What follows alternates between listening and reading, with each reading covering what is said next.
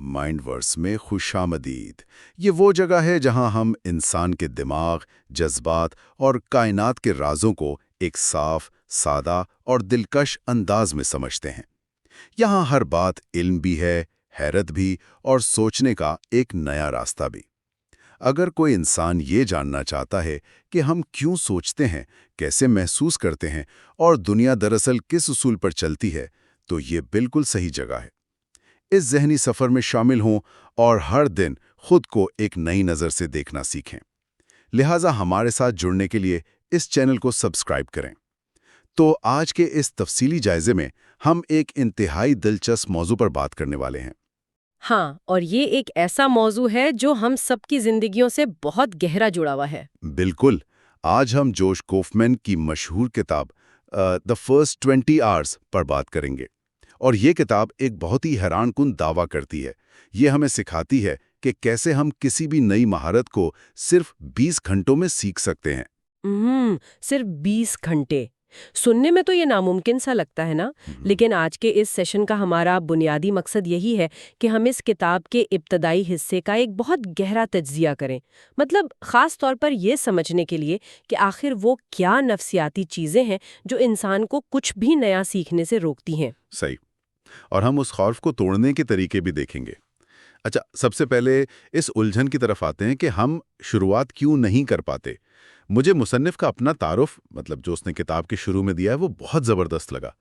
وہ خود کو ایک لرننگ جنکی کہتا ہے، یعنی سیکھنے کا دیوانہ۔ ہاں، اور اس کی حالت بالکل ہم جیسی ہی ہے۔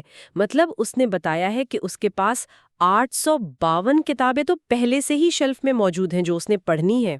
852 کتابیں، اور وہیں رکا نہیں وہ، اس کے امیزون کارٹ میں مزید 241 کتابیں پڑھی ہیں۔ بالکل، اور اس پر مستزاد یہ کہ اس کی ایک چھوٹی سی بیٹی بھی ہے جس کا نام لیلا ہے، تو یعنی زندگی میں وقت کی تو شدید کمی ہے۔ ہاں، وقت بالکل نہیں ہے، اور دوسری طرف نئی چیزیں سیکھنے کی خواہشات کا ایک سمندر ہے۔ ہم سب یہی محسوس کرتے ہیں نا؟ بالکل، یہی وہ تضاد ہے جس پر کافمین نے بہت گہرائی میں بات کی ہے۔ جب اس نے اس مسئلے کو سمجھنا شروع کیا تو اس نے ایک بڑی دلچسپ بات دریافت کی۔ وہ کہتا ہے کہ لوگ نئی چیزیں محض وقت کی کمی کی وجہ سے نہیں چھوڑتے۔ اچھا، تو پھر اصل وجہ کیا ہے؟ کیونکہ ہم تو ہمیشہ یہی کہتے ہیں کہ وقت نہیں ملا۔ وہ اصل میں ایک بہانہ ہوتا ہے۔ مصنف کہتا ہے کہ اصل مسئلہ ہماری مہارت کی کمی کا احساس ہے۔ جب انسان کوئی نیا کام شروع کرتا ہے نا، تو ظاہر ہے ابتدا میں وہ اس میں بہت برا ہوتا ہے، اور ہمارا دماغ اس حقیقت کو ماننا نہیں چاہتا۔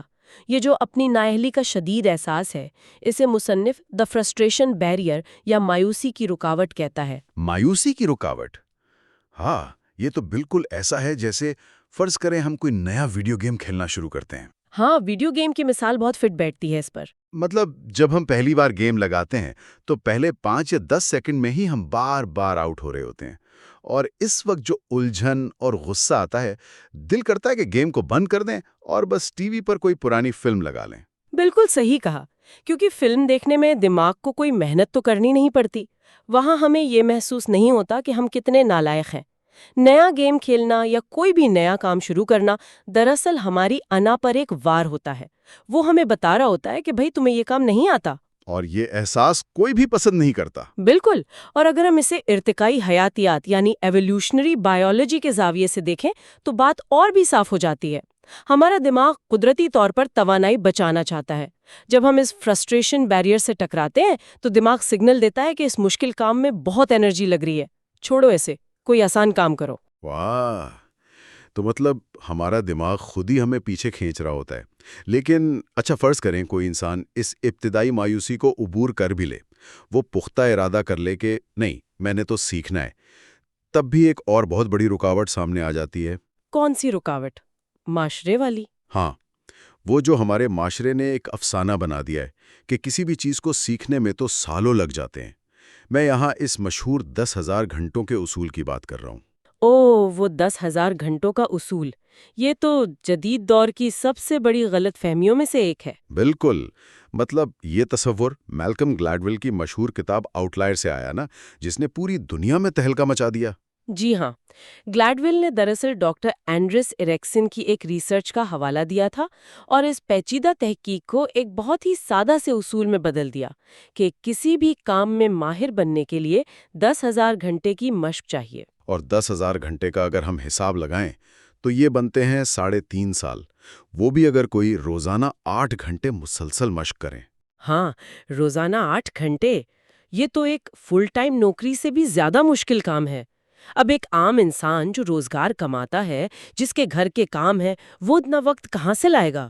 وہی نا، یہ اصول تو پھر انسان کو ہمت دلانے کے بجائے ایک بہترین بہانہ دے دیتا ہے کہ میرے پاس تو 10,000 گھنٹے ہیں ہی نہیں، تو میں شروعاتی کیوں کروں؟ بالکل ایسا ہی ہوتا ہے، اور یہیں پر سب سے حیران کن بات سامنے آتی ہے۔ وہ کیا؟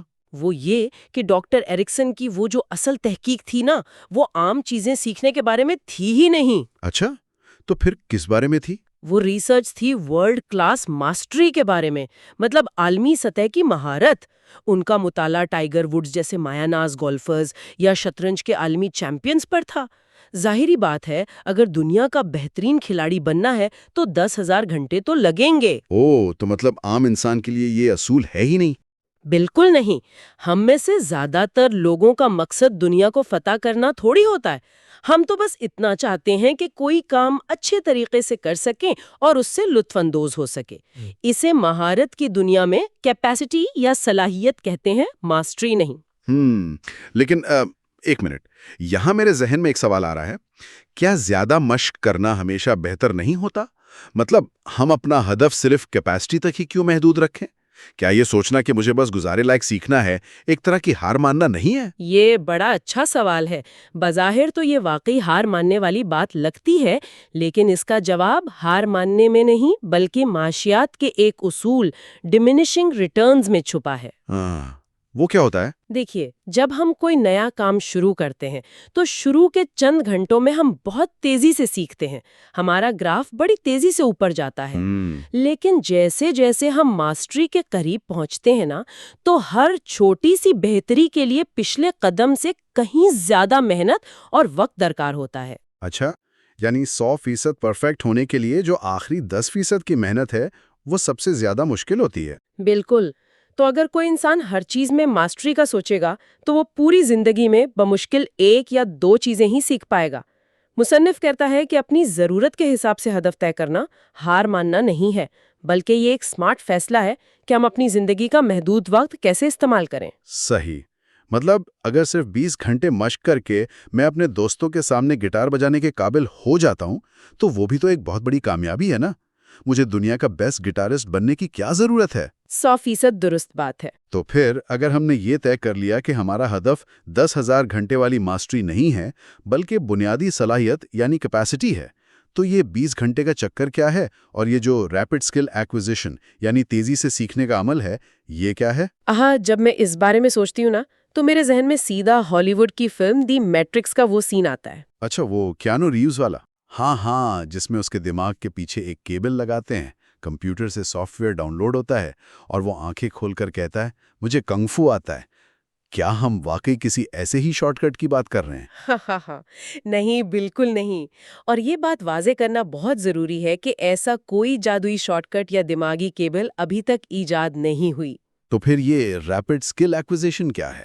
یہ دراصل سخت محنت کو ایک بہت ہی سمارٹ اور اسٹریٹیجک طریقے سے کرنے کا نام ہے۔ جب ہمارا ہدف ماسٹری کے بجائے کیپیسٹی بن جاتا ہے تو ہمیں سیکھنے کے اس پورے عمل کو بدلنا پڑتا ہے۔ مصنف نے اس عمل کو 4 بنیادی مراحل میں تقسیم کیا ہے۔ اچھا، 4 مراحل، تو پہلا مرحلہ کیا ہے؟ پہلا مرحلہ ہے ڈیکنسٹرکشن، یعنی جو بھی مہارت آپ سیکھنا چاہتے ہیں اسے چھوٹے چھوٹے حصوں میں یا سب سکلز میں تقسیم کر لیں۔ یہ تو وہی بات ہوئی کہ اگر میں نے گٹار سیکھنا ہے تو پورا گٹار ایک ساتھ دیکھ کر تو دماغ گھبرا جائے گا نا؟ بالکل، دماغ کے لیے وہ ایک بہت بڑا پہاڑ ہوتا ہے۔ تو اگر ہم اسے توڑ لیں، مطلب پہلے صرف گٹار کو پکڑنا سیکھیں، پھر تاروں کے نام یاد کریں اور پھر صرف 4 بنیادی راگ یا کارڈز بجانا سیکھ لیں، تو پھر یہ اتنا مشکل نہیں لگے گا۔ ایگزیکٹلی، اور ایسا کرنے سے ہم دراصل اپنے دماغ پر پڑنے والے بوجھ کو کم کر رہے ہوتے ہیں۔ جب چیزیں چھوٹی اور واضح ہو جاتی ہیں تو وہ جو فرسٹریشن بیریئر تھا نا، اس کا خوف خود بخود کم ہو جاتا ہے۔ जबरदस्त। तो बड़ी महारत को छोटे हिस्सों में तोड़ लिया। उसके बाद दूसरा मरहला क्या है? दूसरा मरहला है सेल्फ करेक्शन के लिए पढ़ना।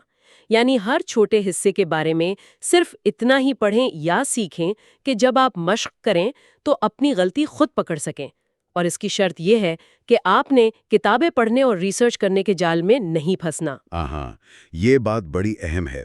हम अक्सर ये सोचते हैं कि बस मैं इस मौजू पर 10-12 किताबें पढ़ लूंगा तो मैं माहिर हो जाऊंगा।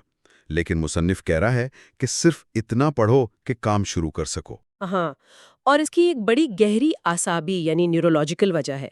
मैं बताती हूँ। जब आप कोई काम करते हैं और फौरन अपनी गलती पहचान कर उसे ठीक करते हैं, तो दिमाग के न्यूरॉन्स उस सही अमल के गिर्द एक हिफाजती तह बनाते हैं जिसे माइलिन कहते हैं। अच्छा, माइलिन? जी, ये तह उस मखसूस दिमागी रास्ते को बहुत तेज और मजबूत बनाती है। अगर आप बस किताबें ही पढ़ते रहेंगे और अमली तौर पर कुछ नहीं करेंगे, तो वो दिमागी रास्ते कभी बनेंगे ही नहीं। इसलिए रिसर्च बस इतनी हो जो फौरी फीडबैक दे सके। बहुत खूब। तो ये 2 मराहिल हो गए। तीसरा क्या है? तीसरा मरहला है उन तमाम जिस्मानी, ज़हनी और जज्बाती रुकावटों को दूर करना जो आपकी मश्क के दरमियान आ सकती हैं। रुकावटें? मतलब जैसे इर्द-गिर्द का माहौल? हाँ, बिल्कुल।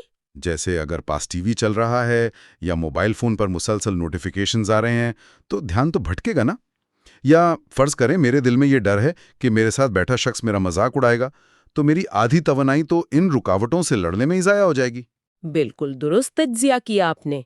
सीखने के अमल में इस माहौलियाती रगड़ या इन्वायरमेंटल फ्रिक्शन को कम करना इंतहाई ज़रूरी है।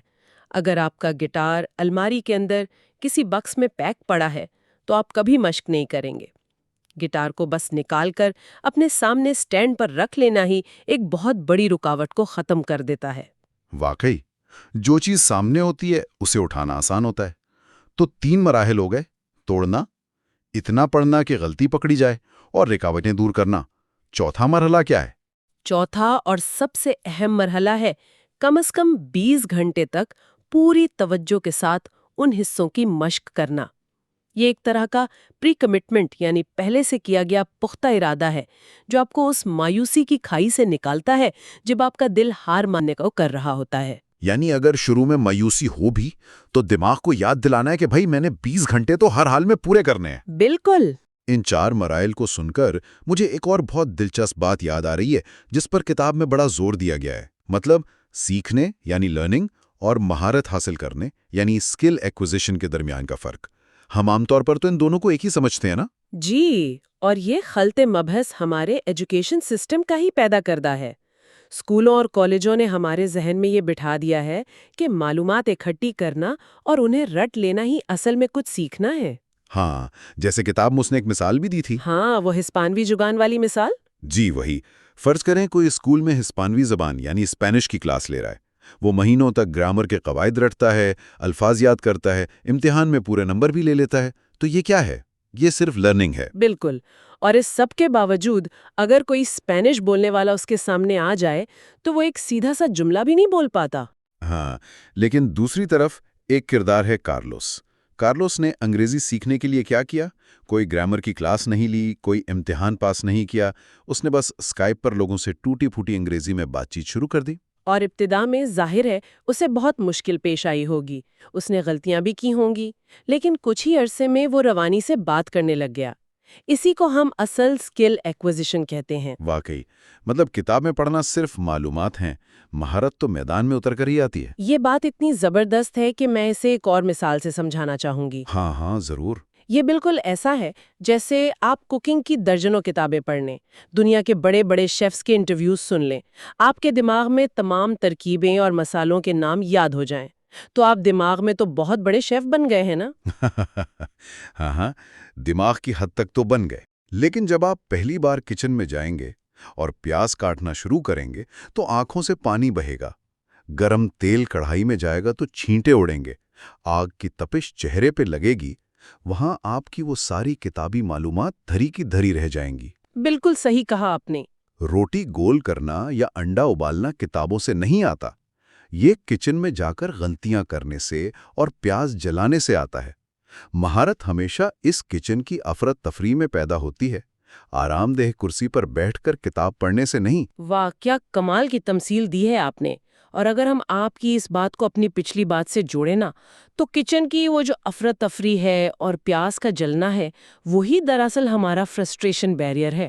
ارے ہاں، جب پہلی بار ہم سے کھانا خراب ہوتا ہے تو جو غصہ اور الجھن ہم محسوس کرتے ہیں وہ کوئی منفی چیز نہیں ہے، وہ مایوسی اصل میں ایک سگنل ہے جو دماغ کو یہ پیغام دے رہا ہے کہ بھئی ہمارے پرانے طریقے کام نہیں کر رہے، اب ہمیں اس نئے ماحول کے حساب سے خود کو ڈھالنا پڑے گا۔ ہم لوگ اس مایوسی کو اپنی ناکامی سمجھ کر گھبرا جاتے ہیں، حالانکہ وہ مہارت حاصل کرنے کا پہلا قدم ہے۔ زبردست! تو اگر ہم آج کی اس پوری گفتگو کو سمیٹیں تو ہم نے یہ جانا کہ کوئی بھی نئی مہارت حاصل کرنے میں اصل رکاوٹ ہماری ذہانت یا وقت کی کمی نہیں ہے، بلکہ ہماری اپنی نفسیات ہے۔ بالکل، ہم اپنے آپ کو ناکام دیکھنے سے ڈرتے ہیں، اور وہ جو معاشرے کا 10,000 گھنٹوں والا افسانہ ہے نا، اسے ہم اپنی اس ہچکچاہٹ کا پردہ بنا لیتے ہیں تاکہ ہمیں کوشش ہی نہ کرنی پڑے۔ جبکہ حقیقت یہ ہے کہ اگر ہم صرف 20 گھنٹے پوری حکمت عملی اور توجہ کے ساتھ کسی چیز پر لگائیں تو ہم اس میں ایک بہترین سطح کی صلاحیت یعنی کیپیسٹی حاصل کر سکتے ہیں۔ ایسا نظام ہے جو ہمارے دماغ کی نیچرل کام کرنے کی صلاحیت کو سامنے رکھ کر بنایا گیا ہے۔ صحیح، اور یہ سفر اب یہاں ختم نہیں ہوا۔ مطلب اگر آج کے اس گفتگو سے کسی کے اندر کوئی نیا ہنر سیکھنے یا کوئی نئی زبان بولنے کی چنگاری بھڑکی ہے تو اگلا حصہ مزید اہم ہونے والا ہے۔ ہاں، کیونکہ اپنے اگلے تفصیلی جائزے میں ہم ان 20 باقاعدہ اصولوں پر بات کریں گے جو مصنف نے بتائے ہیں، یعنی 20 principles of rapid skill acquisition. ہم قدم بقدم یہ سیکھیں گے کہ ان 20 گھنٹوں کو عملی طور پر کیسے گزارنا ہے۔ بالکل، اور اس سے پہلے کہ ہم آج کی گفتگو کو ختم کریں، آپ کے پاس کوئی آخری خیال ہے جو ہم چھوڑ کر جائیں؟ ہاں، میں اسی کچن والی مثال سے جڑی ایک بہت ہی گہری سائنسی حقیقت کی طرف دھیان دلانا چاہوں گی۔ ہم نے سیکھتے وقت کی مایوسی یا فرسٹریشن کا بار بار ذکر کیا نا۔ جدید نیورو سائنس میں ایک تصور ہے جسے برین پلاسٹیسٹی یعنی دماغ کی لچک کہا جاتا ہے۔ اچھا، دماغ کی لچک؟ جی، جب ہم کوئی نیا اور مشکل کام کر رہے ہوتے ہیں اور ہمیں شدید غصہ یا الجھن محسوس ہو رہی ہوتی ہے تو وہ کیفیت صرف ایک احساس نہیں ہوتی، اس وقت واقعی میں جسمانی سطح پر ہمارے دماغ کے پرانے نیورونز ٹوٹ رہے ہوتے ہیں اور نئے رابطے بنا رہے ہوتے ہیں۔ واہ، یعنی ہمارا دماغ اندر سے بدل رہا ہوتا ہے۔ بالکل، وہ مایوسی دراصل اس بات کا ثبوت ہے کہ دماغ بدل رہا ہے۔ اب اس سے ایک بہت بڑا سوال پیدا ہوتا ہے، وہ کیا؟ اگر اس ابتدائی مایوسی سے بچنے کے لیے ہم نئی چیزیں سیکھنا چھوڑ دیں اور واپس اپنے آرام دہ صوفے پر بیٹھ کر ٹی وی دیکھنے لگ جائیں، تو کیا ہم دراصل اپنے دماغ کو تبدیل ہونے، پھیلنے اور جوان رہنے سے تو نہیں روک رہے؟ واہ، کیا کمال کی بات ہے! یہ خیال تو اپنے اندر ایک پوری دنیا سمیٹے ہوئے ہیں۔ واقعی، اگلی بار جب کچن میں پیاز جلیں یا گٹار بجاتے ہوئے انگلیاں درد کریں اور وہ مایوسی حاوی ہونے لگے تو یہ یاد رکھنا چاہیے کہ وہ مایوسی ہماری کمزوری نہیں ہے، وہ مایوسی دراصل ہمارے دماغ کے اپ گریڈ ہونے کی آواز ہے۔ بالکل صحیح۔ تو اس اپ گریڈ کے عمل سے گھبرانے کے بجائے اس کا استقبال کریں۔ آج کی یہ نشست ہماری مائنڈ ورس سیریز کا دوسرا حصہ ہے۔ جی بالکل، اور مجھے اس پر بات کرنے کا بے صبری سے انتظار تھا، کیونکہ آج ہم جوش کاؤفمن کی کتاب دی فرسٹ 20 آورز کے دوسرے باب کا ایک گہرا مطالعہ کرنے والے ہیں۔ ہاں، اور آج کا ہمارا مشن بھی بڑا واضح ہے۔ مطلب ہم نے ان 10 بنیادی اصولوں کو سمجھنا ہے جن کی مدد سے کوئی بھی نیا ہنر تیزی سے سیکھا جا سکتا ہے، اور وہ بھی انفو اوورلوڈ کا شکار ہوئے بغیر۔ ایگزیکٹلی، انفو اوورلوڈ ہی تو سب سے بڑا مسئلہ ہے۔ بالکل۔ تو بات یہ ہے کہ ہم سب کے پاس، مطلب میری اپنی زندگی میں بھی ایسی چیزوں کی ایک لمبی فہرست ہوتی ہے جو ہم سیکھنا چاہتے ہیں۔ کبھی لگتا ہے کوئی نیا ساز بجانا سیکھ لیں، کبھی لگتا ہے کوڈنگ سیکھ لیں۔ ہاں، اور پھر ہوتا کیا ہے؟ ہوتا یہی ہے کہ وقت اور ہمت کی کمی آڑے آ جاتی ہے۔ ہم شروع تو بڑے جوش سے کرتے ہیں مگر پھر جلدی ہار مان لیتے ہیں۔ دیکھیں، یہیں پر ہم سب سے بڑی غلطی کرتے ہیں۔ اصل مسئلہ وقت کی کمی نہیں ہے۔ اچھا، تو پھر کیا ہے؟ مسئلہ یہ ہے کہ ہمارے سیکھنے کا طریقہ ہی غلط ہوتا ہے۔ آج کی اس گفتگو میں ہم انہی 10 اصولوں کی عملی تشریح کریں گے تاکہ ہم مستقل مزاجی سے کسی بھی چیز میں مہارت حاصل کر سکیں۔ زبردست۔ تو پھر بنا کسی تاخیر کے شروع کرتے ہیں۔ پہلا اصول کیا کہتا ہے؟ تو پہلا اصول یہ ہے کہ ایک پسندیدہ منصوبہ چنیں۔ کتاب اسے چوز اے لویبل پروجیکٹ کہتی ہے، کیونکہ شوق ہی اصل میں سیکھنے کے عمل کا ایندھن ہے۔ مطلب اگر انٹرسٹ نہیں ہے تو گاڑی نہیں چلے گی؟ بالکل نہیں۔ یہاں کتاب میں کارل پاپر کا ایک بڑا زبردست حوالہ دیا گیا ہے۔ ان کا کہنا تھا کہ انسان کے لیے سب سے بہترین چیز یہ ہے کہ وہ کسی مسئلے کی محبت میں گرفتار ہو جائے۔ واہ، مسئلے کی محبت میں گرفتار ہونا، یہ تو مجھے ایسا لگ رہا ہے جیسے زبردستی کی شادی مقابلہ پسند کی شادی والی بات ہو۔ ہاں، آپ اسے ایسے ہی سمجھ لیں۔ یعنی اگر آپ کو کسی کام سے محبت ہے، دلچسپی ہے، تو وہ پسند کی شادی ہے، سیکھنا آسان ہو جائے گا۔ لیکن اگر کوئی زبردستی بٹھا دے تو پھر تو ذہن ویسی بلاک ہو جاتا ہے۔ بالکل صحیح کہا آپ نے۔ اور اگر ہم اسے بڑی تصویر سے جوڑیں تو جو چیز ہمیں پسند ہوتی ہے نا، ہم اسے دوسری تمام چیزوں پر ترجیح دیتے ہیں۔ صحیح۔ جیسے کتاب میں مصنف نے اپنی ہی مثال دی ہے کہ ان کے لیے چینی زبان مینڈرن سیکھنا معاشی طور پر زیادہ فائدہ مند تھا، لیکن ان کا دل کسی اور چیز میں اٹکا ہوا تھا۔ جی، ان کا جنون گو گیم کی طرف تھا، تو انہوں نے مینڈرن پر گو گیم کو ترجیح دی۔ کیونکہ جنون ہو تو بندہ مشکل وقت میں بھی ڈٹا رہتا ہے۔ یہ بات تو بالکل لاجیکل ہے۔ جنون اور شوق تو بہت ضروری ہے، لیکن یہاں ایک مسئلہ ہے۔ وہ کیا؟ اگر میرا شوق بکھرا ہوا ہو تو پھر مطلب مجھے گٹار بھی سیکھنا ہے، کوڈنگ بھی کرنی ہے اور پینٹنگ بھی کرنی ہے، تو کیا میں سب کچھ ایک ساتھ شروع کر دوں؟ یہیں سے ہمارا دوسرا اصول سامنے آتا ہے۔ اپنی توانائی ایک وقت میں ایک مہارت پر مرکوز کریں۔ اچھا، اس کو تھوڑا کھولتے ہیں۔ کیا ایک ہی وقت میں بہت سی چیزیں سیکھنے کی کوشش کرنا واقعی اتنا برا ہے؟ یہ ملٹی ٹاسکنگ سب سے بڑا خطرہ ہے۔ جب آپ اپنے توانائی کو 4 مختلف جگہوں پر بانٹ دیتے ہیں تو کسی ایک چیز کو بھی اتنی توجہ نہیں ملتی جو سیکھنے کے لیے ضروری ہے۔ تو مطلب کیا میں اپنے باقی تمام شوق مار دوں؟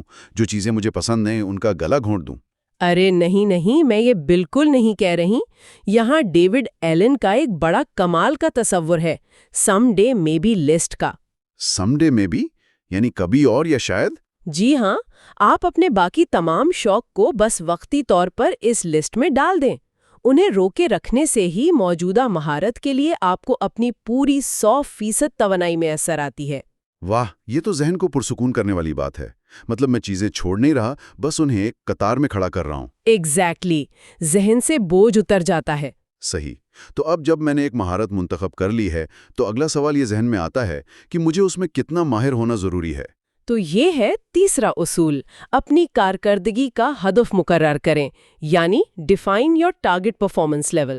تو اس سب کا مطلب کیا ہے؟ کیا مجھے پہلے ہی دن ورلڈ چیمپئن بننے کا سوچنا چاہیے؟ بالکل بھی نہیں۔ سیکھنے سے پہلے یہ طے کرنا بہت ضروری ہے کہ گڈ انف یا کافی بہتر کا کیا مطلب ہے۔ یعنی میرا ہدف کیا ہے اصل میں؟ ہاں، اگر آپ کو دوستوں کے ساتھ گولف کھیلنی ہے تو ٹائیگر ووڈز بننے کا ہدف کیوں بنانا؟ ہدف جتنا واضح اور آسان ہوگا، مہارت اتنی ہی تیزی سے حاصل ہوگی۔ صحیح بات ہے، یعنی ہمیں صرف اپنی ضرورت کے مطابق قابلیت بنانی ہے۔ اچھا، اب ہدف بھی طے ہو گیا، اگلا قدم کیا ہوگا؟ اگلا قدم ہے اصول نمبر 4 اور 5، یعنی مہارت کو چھوٹے حصوں میں تقسیم کرنا اور ضروری اوزار حاصل کرنا۔ ڈی کنسٹرکٹ کرنا۔ یہ تو بہت ضروری لگتا ہے۔ جی، کیونکہ کوئی بھی مہارت اصل میں ایک چیز نہیں ہوتی، وہ چھوٹی چھوٹی مہارتوں کا مجموعہ ہوتی ہے۔ جیسے گولف کی مثال لے لیں، اس میں کلب چننا، ڈرائیو کرنا، پٹ کرنا سب الگ الگ چیزیں ہیں۔ بالکل، تو انہیں الگ الگ کرنا اور پھر سیکھنے کے لیے جو بھی ٹولز یا اوزار چاہیے انہیں پہلے سے جمع کر کے ماحول کو تیار کرنا پہلی شرط ہے۔ میرے پاس پک ہی نہ ہو تو میں تو کہوں گا کہ چلو کل سیکھ لیں گے۔ ہاں، بالکل ایسا ہی ہوتا ہے، رگڑ یا فرکشن پیدا ہو جاتی ہے۔ تو چلیں، اوزار تو آ گئے، لیکن ہمارے اپنے ذہن اور ارد گرد جو رکاوٹیں ہوتی ہیں ان کا کیا کریں؟ یہ ہے چھٹا اصول، مشق کی رکاوٹوں کو دور کریں۔ Eliminate barriers to practice. رکاوٹیں جیسے کہ ٹی وی، موبائل فون یا پھر وہ جو ہمت ہارنے والا ڈر ہوتا ہے؟ جی، دیکھیں، ہماری جو ول پاور یا قوت ارادی ہوتی ہے نا، وہ لامحدود نہیں ہوتی، وہ ایک بیٹری کی طرح ہے۔ صحیح۔ اگر آپ کی ساری ول پاور اس بات پر لگ جائے گی کہ مجھے موبائل نہیں دیکھنا، تو آپ سیکھیں گے کب؟ اس لیے ماحول سے ان رکاوٹوں کو جسمانی طور پر ہٹانا ضروری ہے۔ تو یہ بالکل ایسا ہے جیسے گاڑی چلاتے وقت ہینڈ بریک کھینچی ہوئی ہو. ایگزیکٹلی، بہت اچھی مثال ہے۔ مطلب ہینڈ بریک نیچے کیے بغیر آپ جتنا مرضی ایکسیلریٹر دبا لیں، گاڑی آگے نہیں بڑھ سکتی. رکاوٹ ہٹانا ہی پڑے گی. بالکل، اور رکاوٹیں ہٹانے کے بعد جو سب سے اہم چیز ہے وہ ہے وقت نکالنا، جو ہمارا 7واں اصول ہے، make dedicated time for practice. وقت کا ہی تو سارا رونا ہے، وقت تو کسی کے پاس بھی نہیں ہے. اسی لیے تو مصنف کہتا ہے کہ وقت کبھی ملتا نہیں ہے، وقت نکالنا پڑتا ہے۔ یعنی وہ فضول مصروفیات جیسے ٹی وی دیکھنا یا سوشل میڈیا پر سکرول کرنا، ان کو کم کر کے.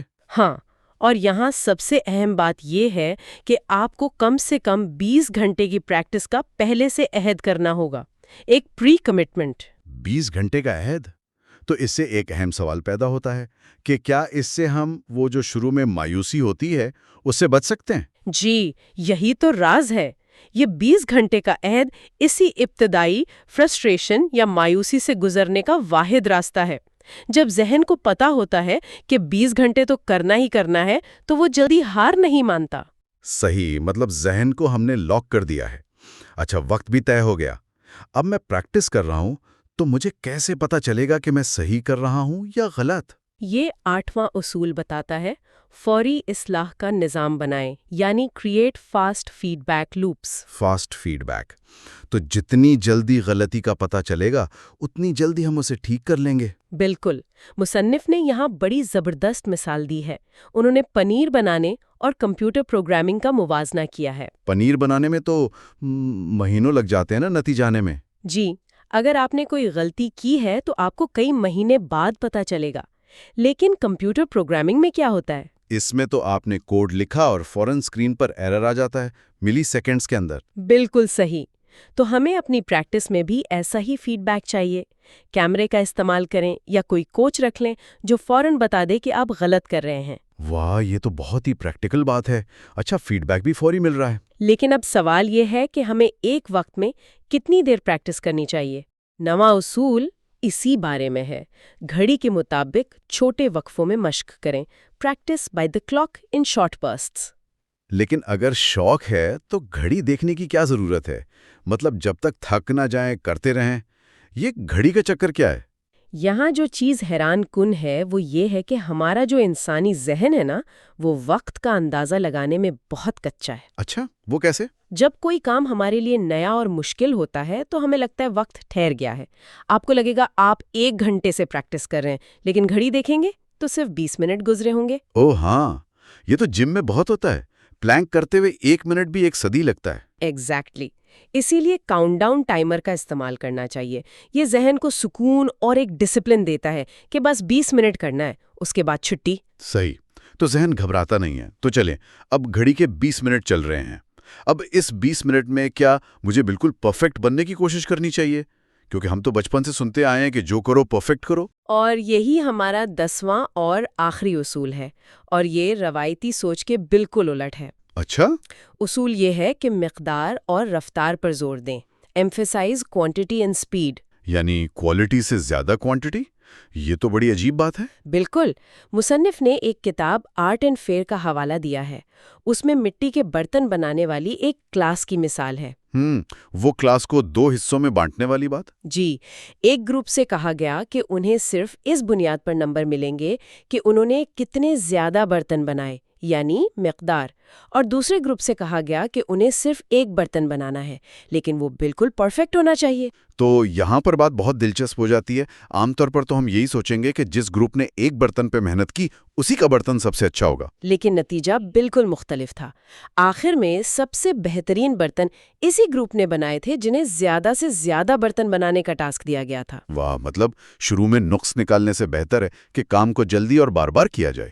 بالکل، کیونکہ جب آپ بار بار کام کرتے ہیں تو آپ مسلسل سیکھ رہے ہوتے ہیں۔ ابتدا میں مکمل یا پرفیکٹ ہونے کی خواہش دراصل بہتری کی سب سے بڑی دشمن ہے۔ یہ تو ایک آئی اوپنر ہے. واقعی پرفیکشن کے چکر میں ہم سیکھنا ہی چھوڑ دیتے ہیں. تو آج کے اس گہرے مطالعے میں ہم نے منصوبہ بندی سے لے کر رفتار تک مہارت حاصل کرنے کی پوری عملی ترکیب کو تفصیل سے سمجھا. جی، اور میرا ماننا ہے کہ یہ 10 اصول کسی بھی انسان کی اس پرانی دھول کھاتی ٹو لرن فہرست کو ایک حقیقت میں بدل سکتے ہیں۔ بالکل صحیح کہا آپ نے، یہ اصول واقعی زندگی بدل دینے والے ہیں۔ اور یہ تو صرف آغاز تھا۔ اس سیریز کے تیسرے حصے میں ہم اسی سیکھنے کے عمل کے ذہنی پہلو پر گفتگو کریں گے۔ یعنی مؤثر سیکھنے کے 10 اصول، اور یہ کہ کسی مشکل چیلنج کے لیے ذہن کو کیسے تیار کیا جاتا ہے۔ ہاں، وہ نشست بھی یقیناً بہت شاندار ہوگی، لیکن جانے سے پہلے میں سننے والوں کے لیے گہرا سوال چھوڑنا چاہتا ہوں۔ جی ضرور۔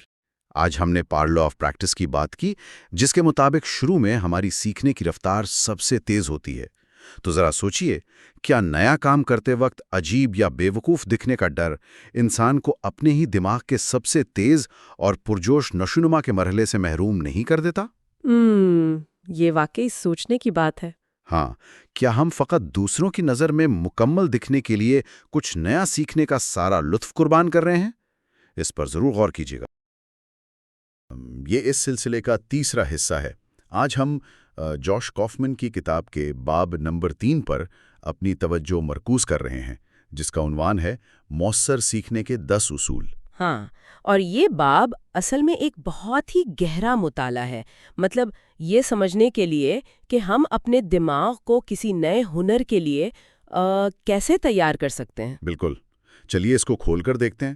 کبھی غور کیا ہم لوگوں نے کہ ہماری الماریوں میں یا کمرے کے کسی کونے میں کتنی ایسی کتابیں اور آلات پڑے ہوتے ہیں؟ ہاں، جو ہم نے کسی نئے شوق کے لیے خریدے ہوتے ہیں۔ صحیح کہا، ایک نیا چمکدار گٹار جس پر اب بس دھول جم رہی ہے، یا پھر کسی نئی زبان کو سیکھنے کی وہ مہنگی کتابیں۔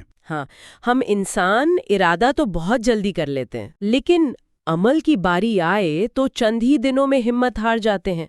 اصل میں ہم بیچ راستے میں اس لیے رک جاتے ہیں کیونکہ ہم دماغ کے سافٹ ویئر کو ترتیب دینا نہیں جانتے۔ زبردست بات کی آپ نے۔ تو آج ہم صرف مشق کی بات نہیں کریں گے، بلکہ اس سے پہلے کی ذہنی تیاری پر بات کریں گے۔ مطلب یہ گہرا مطالعہ کوئی معلومات کا ڈھیر نہیں ہے۔ صحیح، دیکھیں یہ اس بارے میں ہے کہ ہمارا دماغ کچی معلومات کو پروسیس کر کے ایک عملی ہنر میں آخر تبدیل کیسے کرتا ہے۔ تو چلیے سیدھا اس تصور کی طرف چلتے ہیں جس نے مجھے کتاب پڑھتے ہوئے سب سے زیادہ حیران کیا۔ کافمن بات شروع ہی ایک بہت بنیادی فرق سے کرتا ہے، ہنر حاصل کرنا اور سیکھنا۔ یعنی اسکل ایکوزیشن اور لرننگ کے درمیان کا فرق، یہ بہت اہم ہے۔ ہاں، ہم تو بچپن سے یہی سنتے آئے ہیں نا کہ سیکھنا ہی ہنر ہے، لیکن مصنف کہتا ہے کہ یہ دونوں بالکل الگ دنیا ہیں۔ اس نے اپنی خود کی مثال دی ہے۔ بالکل، وہ اسپینش والی مثال۔ صحیح، کہ کیسے ہائی اسکول میں 4 سال تک اسپینش زبان کی گرامر رٹنے کے باوجود وہ آج اسپینش میں ایک عام سی گفتگو بھی نہیں کر سکتا۔ اور یہی وہ مقام ہے جہاں ہمارا روایتی تعلیمی نظام بری طرح ناکام ہوتا ہے۔ تعلیمی سیکھنے کا زور صرف یادداشت پر ہوتا ہے، مطلب بس اصول یاد کر لو اور امتحان پاس کر لو۔ صحیح، لیکن اس کے برعکس مصنف نے ارجنٹینا کے ایک لڑکے کارلوس کی بڑی شاندار مثال دی ہے۔ ہاں، کارلوس نے کبھی انگریزی زبان کی گرامر کی کلاس نہیں لی۔ اچھا، تو پھر اس نے انگریزی کیسے سیکھی؟ اس نے محض اسکائپ پر لوگوں کے ساتھ گھنٹوں بے ساختہ بات چیت کی، اور اس حد تک عبور حاصل کر لیا کہ وہ ایک مقامی شخص کی طرح بولنے لگا۔ واہ، یہ تو بڑی حیرت والی بات ہے۔ ہاں، ماہر لسانیات ڈاکٹر سٹیون کریشن کی تحقیق بالکل اسی نقطے کی وضاحت کرتی ہے۔ زبان کو سیکھنا ایک شعوری عمل ہے جس میں ہم گرامر کے اصولوں کو دماغ میں دہراتے رہتے ہیں۔ بالکل، جبکہ زبان کو حاصل کرنا یعنی ایکوزیشن وہ ایک غیر شعوری عمل ہے۔ دماغ خود بخود زبان کے پیٹرنز کو اپنا لیتا ہے۔ مطلب ہم صرف کتابیں پڑھ کر تیراک نہیں بن سکتے۔ لیکن ذرا ٹھہریں، کتاب میں ٹریننگ یعنی تربیت کو بھی ہنر حاصل کرنے سے الگ رکھا گیا ہے؟ ہاں، یہ تھوڑا عجیب لگتا ہے شروع میں۔ مجھے یہ تھوڑا الجھا دینے والی بات لگی۔ اگر کوئی میراتھن دوڑنے کی تیاری کر رہا ہے تو کیا وہ نیا ہنر نہیں سیکھ رہا؟ دیکھیں، میراتھن کی مثال اس فرق کو سمجھنے کے لیے بہترین ہے۔ دوڑنا ایک ایسا عمل ہے جو ایک عام انسان قدرتی طور پر جانتا ہے۔ صحیح، بچپن سے ہی دوڑتے ہیں ہم۔ دوڑنے کا ایک بالکل نیا انداز سیکھتا ہے، جیسے کہ چی رننگ، جس میں گریوٹی کا استعمال کر کے تھکاوٹ کم کی جاتی ہے۔ تو وہ ایک نیا ہنر ہو گیا۔ صحیح پکڑا آپ نے، کیونکہ اب وہ اپنے دماغ اور جسم کے درمیان ایک نیا رابطہ پیدا کر رہا ہے۔ یہ نئے اعصابی رابطے یعنی نیورل پاتھ ویز بنانا اصل میں ہنر حاصل کرنا کہلاتا ہے۔ مجھے ایک بات ابھی بھی سمجھ نہیں آ رہی۔ اگر ہنر صرف عمل کرنے اور نئے اعصابی رابطے بنانے سے ہی آتا ہے تو پھر ہم نظریہ یا تھیوری پڑھ کر اپنا وقت کیوں ضائع کریں؟ کیا یہ بالکل ویسا نہیں ہے کہ میں گولف کھیلنے کے بارے میں ایک موٹی سی کتاب پڑھوں اور سیدھا گراؤنڈ میں جا کر ٹائیگر ووڈز کی طرح شاٹ لگانے کی امید کریں؟ ہاں بالکل ویسے ہی ہے نا۔ دیکھیں، یہ ایک بہت جائز سوال ہے۔ یہاں جو چیز حیران کن ہے وہ یہ ہے کہ کتاب پڑھنا آپ کو ڈوبنے سے نہیں بچائے گا، لیکن یہ آپ کو بتائے گا کہ ہاتھ پاؤں کیسے مارنے ہیں۔ اچھا، مطلب اس کی اپنی ایک اہم جگہ ہے۔ ہاں، سیکھنا یا لرننگ اہم ہے، کیونکہ یہ معلومات اکٹھا کرنا آپ کو مشق کے دوران خود کو درست کرنے میں مدد دیتا ہے، جسے ہم سیلف کریکٹ کہتے ہیں۔ سیلف کریکٹ، صحیح۔ سوچئے، جب آپ گولف کی شاٹ لگاتے ہیں اور گیند غلط سمت میں چلی جاتی ہے تو وہ کتابی علم آپ کے دماغ میں ایک مانیٹر کی طرح کام کرتا ہے، جو بتاتا ہے کہ میری کوہنی مڑ گئی تھی یا میرا زاویہ ٹھیک نہیں تھا۔ بالکل۔ اگر آپ کے پاس وہ بنیادی علم نہ ہو تو آپ اندھیرے میں تیر چلاتے رہیں گے، آپ کو کبھی معلوم نہیں ہوگا کہ آپ غلطی کہاں کر رہے ہیں۔ یہ ہوئی نا بات، یعنی علم وہ کوچ ہے جو آپ کے اپنے دماغ کے اندر بیٹھ کر آپ کی رہنمائی کرتا ہے۔ صحیح کہا۔ تو سوال یہ پیدا ہوتا ہے کہ یہ کوچ کتنا پڑھا لکھا ہونا چاہیے؟ مطلب کتاب بتاتی ہے کہ ہمیں متعلقہ ہنر کی تحقیق کرنی چاہیے، لیکن ساتھ ہی خبردار کرتی ہے کہ پی ایچ ڈی کرنے مت بیٹھ جائیں۔ ہاں، ہمیں معلومات کے سمندر میں غرق نہیں ہونا۔ تحقیق کا مقصد صرف بنیادی خاکہ سمجھنا ہے، یعنی پہلا اصول یہی ہے کہ ریسرچ کریں۔ پر کتنی ریسرچ؟ بس سرسری جائزہ لیں، اسکمنگ کریں۔ اگر 3 مختلف کتابوں میں ایک ہی اصطلاح یا ٹیکنیک بار بار آ رہی ہے تو ہمارا دماغ فوراً پیٹرن پہچان لیتا ہے کہ یہ چیز اہم ہے۔ بالکل، آپ کو بس وہ بار بار دہرائے جانے والے اہم نکات جمع کرنے ہیں جو مشق شروع کرنے کے لیے کافی ہوں۔ لیکن ایک مسئلہ ہے، جب انسان کسی بالکل نئے موضوع پر تحقیق کرتا ہے نا تو بیشتر چیزیں تو سر کے اوپر سے گزر جاتی ہیں۔ ہاں، شروع میں تو ایسا ہی ہوتا ہے۔ میں ذاتی تجربے سے بتا سکتا ہوں، جب میں نے پہلی بار کوڈنگ سیکھنے کی کوشش کی تھی، مجھے لگ رہا تھا جیسے میں کسی دوسری دنیا کی زبان پڑھ رہا ہوں۔ مجھے اندازہ ہے اس احساس کا۔ اور سچی بات تو یہ ہے کہ اس شدید الجھن نے اور خود کو بے وقوف محسوس کرنے کے احساس نے مجھے وہیں روک دیا۔ لیکن کتاب کا دوسرا اصول کہتا ہے کہ اس الجھن میں سیدھا چھلانگ لگا دیں، jump in over your head. صحیح۔ کیا شروع میں ہی اتنی الجھن کا شکار ہونا انسان کو مایوس کر کے پیچھے ہٹنے پر مجبور نہیں کر دے گا؟ بظاہر ایسا ہی لگتا ہے، لیکن اگر ہم اس کے پیچھے چھپے اعصابی نظام کو دیکھیں تو کہانی بالکل مختلف ہے۔ ماہر یوگا TKV دیسی کچار کا ایک بڑا خوبصورت قول ہے۔ کیا قول ہے ان کا؟ وہ کہتے ہیں کہ الجھن کو تسلیم کرنا بذات خود وضاحت کی ایک شکل ہے۔ واہ، الجھن کو تسلیم کرنا وضاحت ہے۔ ہاں، جب آپ الجھن کا شکار ہوتے ہیں تو آپ کا دماغ اصل میں یہ تسلیم کر رہا ہوتا ہے کہ پرانے طریقے کام نہیں کر رہے اور اب اسے نئے راستے بنانے کی ضرورت ہے۔ اچھا، یعنی دماغ پروسیس کر رہا ہے چیزوں کو۔ بالکل، الجھن دماغ کے پسینے کی طرح ہے۔ جیسے جسمانی ورزش میں پسینہ آنا اس بات کی علامت ہے کہ پٹھے کام کر رہے ہیں، ویسے ہی الجھن اس بات کی علامت ہے کہ دماغ تیزی سے نئے راستے بنا رہا ہے۔ صحیح۔ اگر سب کچھ شروع سے ہی آسان لگے تو جان لیں کہ آپ کچھ نیا سیکھ ہی نہیں رہے۔ یہ تو دماغ کی بڑی زبردست ریفریمنگ ہے، مطلب الجھن پریشانی نہیں بلکہ ترقی کی علامت ہے۔ لیکن تیسرے اصول کی طرف آئیں تو اس الجھن کو کسی نہ کسی طرح سلجھانا تو پڑے گا نا؟ ہاں، اور یہیں سے ذہنی ماڈلز اور ہکس کا تصور سامنے آتا ہے۔ یہ مینٹل ماڈلز اصل میں کیا ہوتے ہیں؟ یہ نئی اور پیچیدہ معلومات کو کسی ایسی پرانی اور مانوس چیز سے جوڑ دینے کا نام ہے جسے ہم پہلے سے جانتے ہیں۔ یہ ایک قسم کے شارٹ کٹس ہیں۔ اچھا، کتاب میں وہ ویب سرور والی مثال ہے نا؟ بالکل۔ اگر کسی عام شخص کو ٹیکنیکل زبان میں بتایا جائے کہ ویب سرور نیٹ ورک پر ڈیٹا کے تبادلے کا ایک نوڈ ہے تو وہ کچھ نہیں سمجھے گا، سر کے اوپر سے جائے گی بات۔ ہاں، لیکن اگر اسے ایک لائبریرین کے طور پر سوچیں، آپ لائبریری جاتے ہیں اور کسی مخصوص کتاب کا مطالبہ کرتے ہیں، لائبریرین وہ کتاب ڈھونڈ کر لاتا ہے، اور اگر نہ ملے تو بتا دیتا ہے کہ کتاب موجود نہیں۔ صحیح۔ ویب سرور بالکل یہی کام کرتا ہے۔ جب آپ براؤزر میں ویب پیج کی درخواست کرتے ہیں، سرور ڈھونڈ کر لاتا ہے، ورنہ ایرر 404 دکھا دیتا ہے۔ یہ لائبریرین کا تصور تو ایک ایسا مضبوط ذہنی ہک ہے جو ہمیشہ یاد رہے گا۔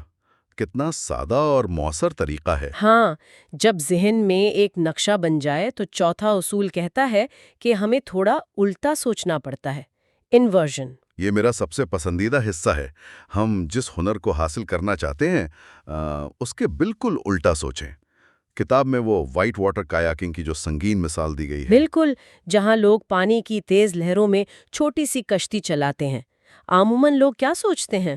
یہی کہ میں پانی کی لہروں پر تیزی سے کشتی چلا رہا ہوں گا اور سب مجھے دیکھ کر تالیاں بجا رہے ہوں گے۔ ہاں، لیکن انورژن کا تصور کہتا ہے کہ آپ کامیابی کو چھوڑیں، پہلے تباہی کے بارے میں سوچیں۔ بدترین کیا ہو سکتا ہے؟ کشتی الٹ سکتی ہے، آپ پانی کے اندر اوندھے منہ پھنس سکتے ہیں، آپ کا سر کسی چٹان سے ٹکرا سکتا ہے۔ یہ تو بالکل ایسا ہی ہے جیسے سردیوں میں کسی پہاڑی راستے پہ گاڑی چلانے کی منصوبہ بندی کرنا۔ ہاں، بالکل ویسا ہی۔ آپ یہ نہیں سوچتے کہ راستے میں کتنے خوبصورت مناظر دیکھنے کو ملیں گے۔ آپ پہلے یہ سوچتے ہیں کیا ہوگا اگر میری گاڑی کی بریک فیل ہو جائے؟ صحیح بات ہے۔ کیا ہوگا اگر سڑک پر وہ جمی ہوئی بلیک آئس سے ٹائر پھسل جائیں؟ ہم تباہی کی ریورس انجینئرنگ کرتے ہیں، جس سے ہم مجبور ہو جاتے ہیں کہ سفر سے پہلے ٹائر چیک کریں اور سنو چینز ڈگی میں رکھیں۔ یہ ایک کمال کی تشبیہ ہے، اور بالکل یہی اصول کایاکنگ یا کسی بھی ہنر پر لاگو ہوتا ہے۔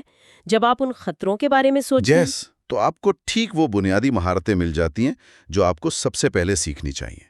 جیسے پانی کے اندر سے کشتی کو دوبارہ سیدھا کرنا یا ایک مضبوط ہیلمٹ خریدنا۔ صحیح کہا، یہ اصول آپ کی توجہ سیدھا ان مہارتوں پر مرکوز کر دیتا ہے جو آپ کی بقا کے لیے ضروری ہیں۔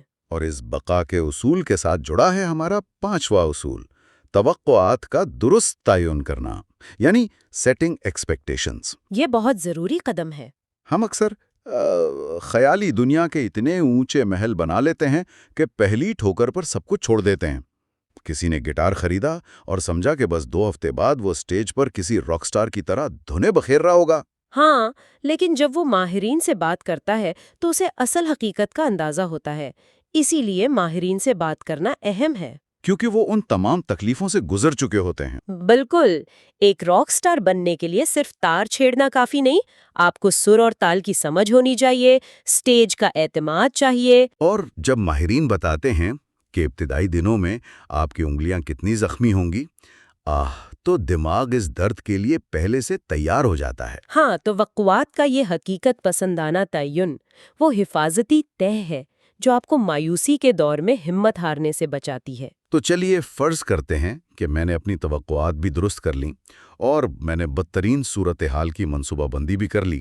میں ذہنی طور پر تیار ہوں، لیکن چھٹے اصول کی طرف آئیں تو جیسے ہی میں پریکٹس کے لیے بیٹھتا ہوں، میرا موبائل بجنے لگتا ہے یا کوئی دوست میسج کر دیتا ہے۔ میری ساری تیاری تو ایک ہی سیکنڈ میں ضائع ہو گئی نا۔ بالکل، اور یہی وجہ ہے کہ مصنف سختی سے ماحول کی ترتیب اور رکاوٹوں کو ختم کرنے پر زور دیتا ہے۔ eliminating distractions۔ کیونکہ شروع میں ہمارے نئے اعصابی رابطے بہت کمزور ہوتے ہیں۔ صحیح کہا، خلاشار 2 قسم کے ہوتے ہیں، ایک الیکٹرانک جیسے ٹی وی، فون یا نوٹیفیکیشنز، اور دوسرے حیاتیاتی جیسے شور مچاتے بچے یا پالتو جانور۔ ہاں، اور یہ ہماری توجہ توڑ دیتے ہیں۔ مؤثر سیکھنے کے لیے آپ کو اپنے مشق کے وقت کو ان دونوں قسم کی رکاوٹوں سے مکمل طور پر پاک کرنا ہوتا ہے تاکہ پوری توجہ صرف ہنر پر لگے۔ اچھا، ماحول تو پرامن ہو گیا۔ اب 7واں اصول یہ ہے کہ کچھ چیزیں ایسی ہوتی ہیں جو ہمیں زبانی یاد کرنی پڑتی ہیں۔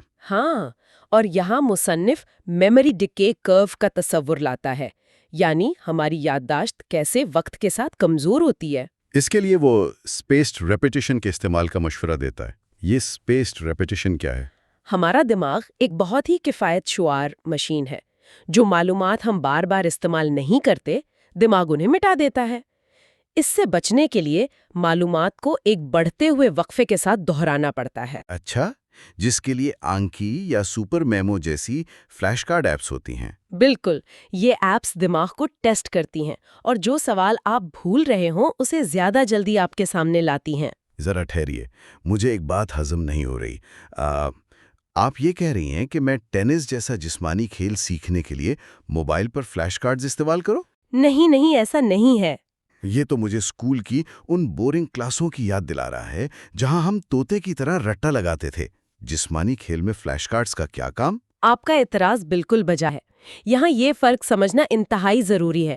فلیش کارڈز پٹھوں کی یادداشت یعنی مسل میموری کے لیے بالکل نہیں ہے۔ اچھا، ٹینس کے شاٹس آپ فلیش کارڈ سے نہیں سیکھ سکتے، اس کے لیے گراؤنڈ میں ہی پسینہ بہانا پڑے گا۔ فلیش کارڈ صرف ان حصوں کے لیے ہے جن کا تعلق تیز رفتار علمی یادداشت سے ہے، کوگنیٹو ریکال۔ مطلب جیسے میں نئی زبان سیکھ رہا ہوں تو اس کے الفاظ مجھے فوراً یاد آنی چاہیے۔ ہاں، یا اگر آپ کوئی انسٹرومنٹ سیکھ رہے ہیں تو کون سا کارڈ کہاں ہے یہ فوراً ذہن میں آنا چاہیے۔ جہاں چیزوں کو تیزی سے یاد کرنے کی ضرورت ہو وہاں یہ ایپس جادو کا کام کرتی ہے۔ یہ ہوئی نا وضاحت۔ تو فلیش کارڈز دماغ کے لیے ہیں، لیکن جو کام ہم جسمانی طور پر کرتے ہیں اس کے لیے ہمیں چیک لسٹ اور سکیفولڈز بنانے ہوتے ہیں۔ یہ 8واں اصول ہے۔ بالکل۔ سکیفولڈ تو ایک تعمیراتی اصطلاح ہے نا، جیسے کسی عمارت کو بناتے وقت اس کے گرد جو لوہے یا بانس کا عارضی ڈھانچہ لگایا جاتا ہے تاکہ مزدور کھڑے ہو کر کام کر سکیں۔ صحیح۔ اور ہنر سیکھنے میں اسکیفولڈ ایک ایسی ہی ذہنی اور جسمانی عارضی سیڑھی ہے جو اس وقت تک سہارا دیتی ہے جب تک مہارت کی عمارت خود کھڑے ہونے کے قابل نہیں ہو جاتی۔ بالکل۔ باسکٹ بال کے کسی بڑے کھلاڑی کو دیکھیں، جب وہ فری تھرو مارنے لگتا ہے تو وہ ہمیشہ ایک مخصوص روٹین فالو کرے گا۔ ہاں، وہ پہلے 2 بار جوتے زمین پر رگڑے گا، بال کو 3 بار زمین پر مارے گا اور پھر شاٹ لگائے گا۔ یہی اس کا اسکیفولڈ ہے۔ یہ خود کار ڈھانچہ ہے جو دماغ کو عام مشق سے پہلے کے غیر ضروری فیصلوں کی تھکاوٹ سے بچاتا ہے اور جسم فوراً فوکس میں آ جاتا ہے۔ تو ہم نے روٹین بنا لی، اب ہم نویں اصول کی طرف آتے ہیں۔ پیشین گوئیاں کریں اور انہیں ٹیسٹ کریں۔ میک اینڈ ٹیسٹ پریڈکشنز، یعنی ہم ایک سائنسدان کی طرح مشق کر رہے ہیں۔ ہاں، سائنسی طریقہ کار صرف لیبارٹری تک محدود نہیں ہے۔ مطلب ہم مشق کے دوران اندھا دھند لکیر نہیں پیٹتے۔ صحیح۔ آپ مشاہدہ کرتے ہیں اور ایک مفروضہ یعنی ہائپوتھیسس بناتے ہیں۔ آپ سوچتے ہیں کہ اگر میں گٹار بجاتے وقت اپنی کلائی کا زاویہ تھوڑا سا تبدیل کروں تو کیا آواز بہتر آئے گی؟ پھر ہم اس کو ٹیسٹ کرتے ہیں، نتیجہ بہتر آئے تو ٹھیک، ورنہ نیا تجربہ کرتے ہیں۔ یہ مسلسل تجربات ہی آپ کو پختگی کی طرف لے جاتے ہیں۔ ہم تجربات کر رہے ہیں، سیکھ رہے ہیں، لیکن ہم کوئی روبوٹ تو ہے نہیں۔ اور یہ ہمیں کتاب کے 10ویں اور آخری اصول کی طرف لاتا ہے، جو شاید سب سے اہم اصول ہے، اپنی حیاتیات کا احترام کریں۔ Owner your biology. ہاں، مصنف یہاں ٹونی شوارٹز کی تحقیق کا حوالہ دیتا ہے کہ انسانی دماغ توجہ مرکوز کرنے کے لیے تقریباً 90 منٹ کا ایک سائیکل رکھتا ہے۔ بالکل، اور اس کے بعد وہ تھکنے لگتا ہے۔ یہ کوئی نفسیاتی بہانہ نہیں ہے، ایک ٹھوس حقیقت ہے۔ مطلب ہم فزیکلی تھک جاتے ہیں۔ ہاں، کیونکہ دماغ بے پناہ توانائی، خاص طور پر گلوکوز خرچ کر رہا ہوتا ہے۔ 90 منٹ کے بعد یہ میٹابولک ذخائر ختم ہونے لگتے ہیں۔ تو اگر میں اس کے بعد بھی زبردستی کام جاری رکھوں تو کیا ہوگا؟ تو آپ اصل میں کچھ نیا نہیں سیکھ رہے ہوتے، آپ صرف اپنے جسم کو اذیت دے رہے ہوتے ہیں۔ اس کے بعد آرام، مناسب خوراک اور نیند انتہائی ضروری ہے۔ تو اس کا مطلب ہے کہ جب ہم سو رہے ہوتے ہیں یا آرام کر رہے ہوتے ہیں تو کیا سیکھنے کا عمل رک جاتا ہے؟ یہ اس مطالعے کا سب سے دلچسپ پہلو ہے۔ جب آپ آرام کر رہے ہوتے ہیں تو سیکھنے کا عمل رکتا نہیں ہے، بلکہ وہ اپنے سب سے اہم مرحلے میں داخل ہو جاتا ہے۔ اچھا، وہ کیسے؟ نیند اور آرام کے دوران آپ کا دماغ دن بھر کی اس تمام بکھری ہوئی معلومات کو منظم کرتا ہے، کنسولیڈیٹ کرتا ہے۔ یعنی وہ نئے اعصابی رابطے جو دن میں مشق کر کے بنائے تھے وہ نیند میں مضبوط ہوتے ہیں۔ نہیں کریں گے تو دماغ ان رابطوں کو جوڑ نہیں پائے گا اور سارا سیکھا ہوا ضائع ہو جائے گا۔ کیا کمال کی بات ہے۔ تو آج ہم نے دیکھا کہ محض مشق شروع کرنے سے پہلے کتنی زبردست ذہنی تیاری کی ضرورت ہوتی ہے۔ صحیح، ہم نے سیکھنے اور ہنر حاصل کرنے کا فرق سمجھا۔ ہاں، اور یہ بھی جانا کہ کیسے علم ہمیں خود کو درست کرنے میں مدد دیتا ہے۔ الجھن کو اعصابی رابطوں کی نشانی سمجھ کر قبول کرنا، انورژن سے تباہی کی منصوبہ بندی کرنا، اور رکاوٹیں ختم کرنا، اسکیفولڈز بنانا، اور سب سے بڑھ کر اپنی حیاتیات کو سمجھنا۔ اب ہمارے پاس تیزی سے سیکھنے کی ایک مکمل تھیوری اور ذہنی آلات موجود ہیں۔ اب وقت آ گیا عمل کا۔ ہاں، اور اگلے حصے میں ہم اس کو عملی جامہ پہنائیں گے۔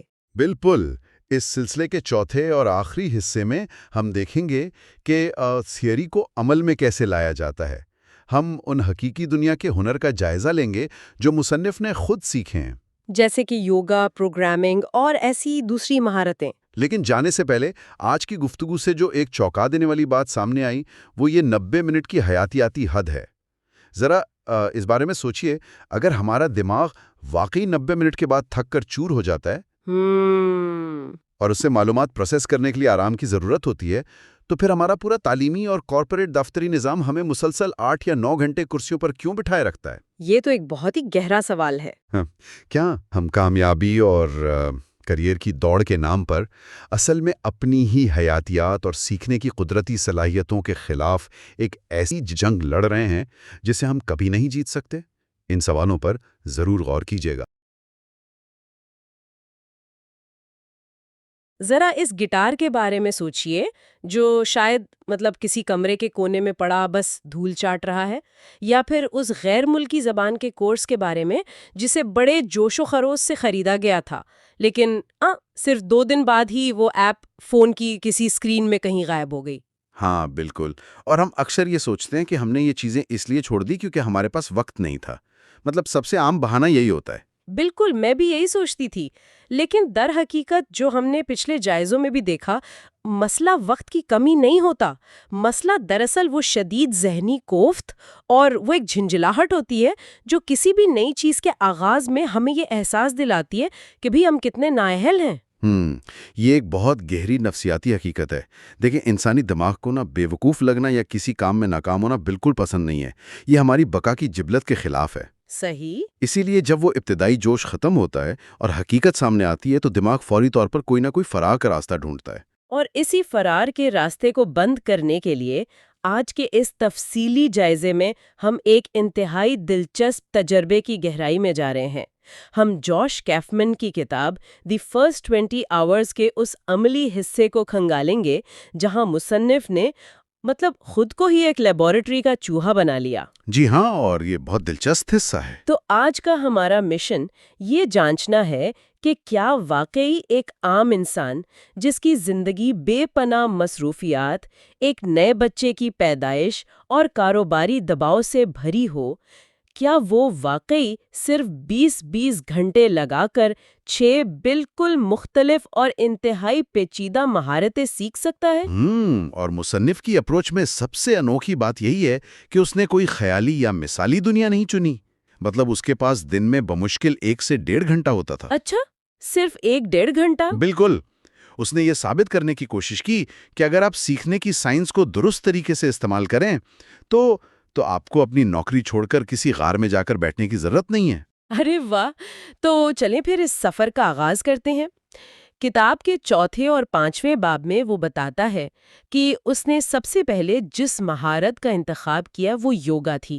اب سچی بات بتاؤں تو جب میں نے یہ پڑھا تو مجھے لگا کہ یوگا سیکھنا کوئی اتنا بڑا کارنامہ تو نہیں ہے۔ اچھا، وہ کیوں؟ آپ نے ایک چٹائی بچھائی، یوٹیوب پر کوئی بھی ویڈیو لگائی اور شروع ہو گئے۔ اس میں 20 گھنٹے کی کیا خاص سائنس ہو سکتی ہے؟ بظاہر ایسا ہی لگتا ہے۔ لیکن دیکھیں، یہاں مسئلہ یوگا کے آسن یا پوز بنانے کا نہیں تھا۔ اصل چیلنج اس عادت کو روزمرہ کی زندگی کا حصہ بنانا تھا۔ فزکس میں ایک تصور ہے جسے ہم ایکٹیویشن انرجی کہتے ہیں۔ ایکٹیویشن انرجی یعنی کسی بھی عمل کو شروع کرنے کے لیے درکار ابتدائی توانائی۔ اب سیکھنے کے عمل میں یہ توانائی اس رگڑ یا فکشن کی صورت میں ہوتی ہے جو آپ کو کام شروع کرنے سے روکتی ہے۔ اچھا، تو آپ کا مطلب ہے کہ جم یا یوگا اسٹوڈیو تک جانے کے لیے کپڑے بدلنا، پھر ٹریفک میں وقت ضائع کرنا، کسی مخصوص کلاس کے وقت کا پابند ہونا، یہ سب وہ رگڑ ہے جو انسان کا ارادہ توڑ دیتی ہے؟ اسی نقطے پر مصنف نے وار کیا۔ اگر وہ اسٹوڈیو جانے کا فیصلہ کرتا تو وہ کبھی 20 گھنٹے پورے نہ کر پاتا۔ اس نے کیا کیا کہ اپنے گھر کے ایک مخصوص حصے کو مشق کے لیے مقرر کر لیا۔ تو اس نے ماحول کو اپنے حساب سے ڈھال لیا۔ بالکل، اور کتابوں یا ویڈیو سے بنیادی باتیں سیکھ کر اس رگڑ کو بالکل صفر کر دیا۔ اسے جب بھی وقت ملتا وہ بغیر کسی تیاری کے اپنی مشق شروع کر دیتا۔ اس نے واقعی رکاوٹوں کو ختم کرنے کے نظریے کو عملی جامہ پہنایا۔ یہ بات تو سمجھ میں آتی ہے کہ اس نے جسمانی اور ماحولیاتی رکاوٹیں دور کر لیں، لیکن میرا اصل امتحان تب شروع ہوا جب میں نے دیکھا کہ وہ ایک اور مہارت کی طرف گیا جو کہ کمپیوٹر پروگرامنگ تھی۔ ہاں، وہ ایک بڑا چیلنج تھا۔ مطلب ایک کام کرنے والی مکمل ویب ایپلیکیشن بنانا، اور وہ بھی صرف 20 گھنٹے میں۔ میں معذرت چاہتی ہوں لیکن یہ مجھے حقیقت سے بہت دور لگتا ہے۔ لوگ سالوں یونیورسٹیز میں کھپاتے ہیں، سینکڑوں کتابیں پڑھتے ہیں، تب جا کر انہیں کوڈنگ کی الف بے سمجھ آتی ہے۔ یہ کیسے ممکن ہے؟ آپ کی یہ حیرانی بالکل جائز ہے، اور سچ پوچھیں تو زیادہ تر لوگ یہی سوچ کر کبھی پروگرامنگ شروع ہی نہیں کرتے۔ لیکن یہاں مصنف نے ایک بہت بنیادی فرق واضح کیا ہے۔ کون سا فرق؟ کمال یعنی پرفیکشن اور کافی ہونے یعنی سفیشنسی کے درمیان فرق۔ دیکھیں، اس کا مقصد سلیکان ویلی کا کوئی ٹاپ انجینئر بننا تھوڑی تھا۔ اس کا ہدف صرف ایک مخصوص فعال پروگرام بنانا تھا جو اس کا ایک چھوٹا سا کام کر سکے۔ ذرا رکیے، میں اس بات کو ایک مثال سے سمجھنے کی کوشش کرتی ہوں۔ یہ تو بالکل ایسا ہو گیا نا کہ اگر کسی کو کھانا پکانے کا شوق ہے تو اس کا مطلب یہ ہرگز نہیں کہ اسے سیدھا دنیا کے مشہور ترین وہ جو میکلین سٹار شیف ہوتے ہیں ان کی ٹریننگ لینی چاہیے۔ بالکل صحیح کہہ رہی ہیں آپ۔ وہ صرف ایک بہترین ڈش بنانا سیکھ سکتا ہے، مثال کے طور پر ایک کمال کی بریانی بنانا۔ اب اس ایک بریانی کے لیے اسے تمام مسالوں کی کوئی مولیکولر کیمسٹری سمجھنے کی تو ضرورت نہیں ہے، بس اس مخصوص ترکیب کے اجزاء اور عمل پر عبور حاصل کرنا ہے۔ کیا پروگرامنگ کے معاملے میں بھی بالکل ایسا ہی ہوا؟ کمال کی تشبیہ دی ہے آپ نے، بالکل ایسا ہی ہوا۔ مصنف نے پوری کمپیوٹر سائنس تھوڑی پڑھی، اس نے صرف وہ مخصوص زبانیں اور ٹول سیکھے جو اس ایک ویب ایپلیکیشن کے لیے ضروری تھے۔ یعنی اس نے صرف اپنا مطلوبہ حصہ اٹھایا۔ جی، اور اس عمل میں جس چیز نے سب سے بڑا کردار ادا کیا وہ تھا تیزی سے ملنے والا فیڈ بیک، یا جسے فاسٹ فیڈ بیک کہتے ہیں۔ اچھا، یہ فیڈ بیک سیکھنے کے عمل کو تیز کیسے کرتا ہے؟ مجھے تھوڑا سا سمجھائیں۔ دیکھیں، جب آپ کوئی اور کام کرتے ہیں جیسے کوئی مضمون لکھتے ہیں تو آپ کو کئی دن بعد پتہ چلتا ہے کہ وہ کیسا لکھا گیا، کسی کے پڑھنے کے بعد۔ لیکن پروگرامنگ میں جب آپ کوڈ کی کوئی لائن لکھ کر انٹر دباتے ہیں تو کمپیوٹر ملی سیکنڈز میں جواب دیتا ہے۔ ہاں، یہ تو ہے، یا تو وہ چل جاتا ہے یا ایرر آ جاتا ہے۔ بالکل، یا تو وہ کام کرتا ہے یا اسکرین پر سرخ رنگ کا ایرر آ جاتا ہے۔ دماغ کو فوراً پتہ چل جاتا ہے کہ کوئی غلطی ہوئی ہے۔ یہ فوری فیڈ بیک لوپ نا دماغ کی نیورو پلاسٹیسٹی کو حیران کن حد تک تیز کر دیتا ہے۔ ارے واہ! تو دماغ فوری طور پر اپنی غلطی کو پہچان کر اسے درست کرتا ہے اور ایک نیا ذہنی ماڈل بنا لیتا ہے۔ جی، آپ اندھیرے میں تیر نہیں چلا رہے ہوتے، غلطی فوراً پکڑی جاتی ہے اور آپ آگے بڑھ جاتے ہیں۔ یہ تو ہو گیا کچھ نیا تخلیق کرنے کا مرحلہ، لیکن باب 6 میں مصنف نے جو کیا وہ میرے نزدیک نیا سیکھنے سے زیادہ اذیت ناک کام تھا۔ ہاں، آپ ٹچ ٹائپنگ کی بات کر رہی ہیں۔ بالکل، اس نے ٹچ ٹائپنگ سیکھنے کا فیصلہ کیا، لیکن ایک بالکل نئے اور غیر روایتی کی بورڈ پر۔ ہم سب نے اپنی زندگی میں وہ روایتی جو کوارٹی کی بورڈ ہوتا ہے وہی استعمال کیا ہے۔ ہماری انگلیوں کو پتا ہے کہ کون سا حرف کہاں ہے۔ اور یہی تو اس تجربے کا سب سے تکلیف دہ حصہ تھا۔ پرانی عادتوں کو توڑنا نا نئی عادت بنانے سے کئی زیادہ مشکل کام ہے۔ اس سے تو میں یوں دیکھتی ہوں کہ ایک نئی مہارت سیکھنا جیسے یوگا یا تھوڑی بہت پروگرامنگ وہ ایک خالی پلاٹ پر عمارت بنانے کے مترادف ہے۔ بالکل۔ لیکن ایک پرانی اور پختہ عادت کو مٹا کر نیا طریقہ سیکھنا، یہ تو ایسا ہے جیسے آپ کو ایک بنی ہوئی مضبوط اور کئی منزلہ عمارت کو پہلے پوری طرح گرانا پڑے گا، اس کا ملبہ ہٹانا پڑے گا اور پھر اسی بنیاد پر ایک نئی عمارت کھڑی کرنی پڑے گی۔ یہ تو ایک شدید ذہنی اذیت لگتی ہے۔ دماغ اس تبدیلی کو قبول کیسے کرتا ہے؟ آپ نے بالکل درست کہا، یہ واقعی ایک اذیت ہے، اور اس اذیت کے پیچھے ایک مکمل سائنسی عمل کار فرما ہے۔ دیکھیے، ہمارا دماغ ان کاموں کے لیے مضبوط اعصابی راستے یا نیورل پاتھ ویز بنا چکا ہوتا ہے جو ہم بار بار کرتے ہیں۔ صحیح۔ ٹائپنگ میں پٹھوں کی یادداشت یا مسل میموری اتنی خودکار ہو چکی ہوتی ہے کہ ہم سوچے سمجھے بغیر انگلیاں چلا رہے ہوتے ہیں۔ سائنس میں اسے ہیبین تھیوری کہتے ہیں۔ ہیبین تھیوری، یہ کیا ہوتی ہے؟ یعنی جو نیورون ایک ساتھ فائر ہوتے ہیں وہ آپس میں مضبوطی سے جڑ جاتے ہیں۔ تو جب مصنف نے نئے کی بورڈ پر ٹائپنگ شروع کی تو اسے شعوری طور پر ان پرانے مضبوط راستوں کو نظر انداز کر کے انتہائی سست رفتاری سے نئے اعصابی راستے بنانے پڑے۔ اوہ، یہ تو انسان کو پاگل کر دینے کے لیے کافی ہے۔ مطلب جب آپ کی سوچ کی رفتار تو تیز ہو لیکن انگلیاں کی بورڈ پر رینگ رہی ہوں تو فرسٹریشن تو عروج پر ہوتی ہے۔ تو پھر اس نے اس جھنجھلاہٹ کا مقابلہ کیسے کیا؟ یہاں اس نے بار بار پریکٹس اور خود کو مجبور کرنے کا اصول اپنایا۔ اسے ہر روز یہ اذیت برداشت کرنی پڑتی تھی کہ وہ ایک سطر بھی ٹھیک سے نہیں لکھ پا رہا۔ میں تصور کر سکتی ہوں کتنا مشکل ہوگا۔ لیکن کمال کی بات یہ ہے کہ آہستہ آہستہ دماغ کے پرانے کنیکشن کمزور ہونے لگے اور نئے کنیکشن مضبوط۔ صرف 20 گھنٹے کی منظم اور شوری مشق کے بعد اس کا دماغ اور انگلیاں نئے کی بورڈ کے مطابق ڈھل گئیں اور اس کی ٹائپنگ سپیڈ پرانے کی بورڈ جتنی ہی تیز ہو گئی۔ حیرت انگیز۔ اچھا، پرانی عادت کو توڑنے کے بعد اب باب 7 میں باری تھی ایک ایسی چیز کی جسے سن کر ہی میرے تو پسینے چھوٹ جائیں۔ دنیا کا قدیم ترین اور پیچیدہ ترین بورڈ گیم گو۔ ہاں، گو ایک واقعی زبردست انتخاب تھا۔ میں تو حیران رہ گئی یہ جان کر کہ یہ گیم شطرنج سے بھی پرانا ہے۔ تقریباً 3000 سال پہلے چین میں شروع ہوا۔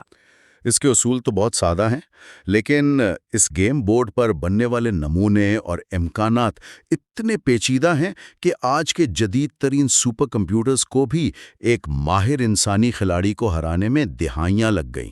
بالکل ایسا ہی ہے۔ تو پھر ایک انسان، وہ بھی اپنے فارغ وقت میں، ایسی پیچیدہ چیز کے اندر 20 گھنٹے میں کیا اکھاڑ سکتا ہے؟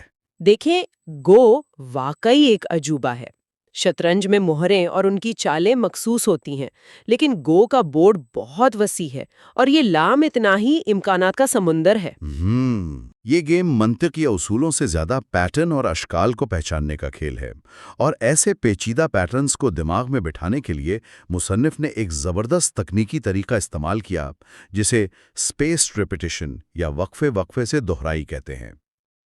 اچھا، لیکن عام طور پر تو ہم یہی سنتے ہیں نا کہ کسی چیز کو یاد کرنا ہو تو اسے بار بار رٹتے رہو جب تک وہ ذہن میں بیٹھ نہ جائے۔ یہ اسپیسڈ ریپیٹیشن اس رٹے سے کیسے مختلف ہے؟ یہ زمین آسمان کا فرق ہے۔ ایک جرمن ماہر نفسیات تھے، ہرمن ایبنگہاس۔ انہوں نے فرگیٹنگ کرو یا بھولنے کے رجحان پر تحقیق کی تھی۔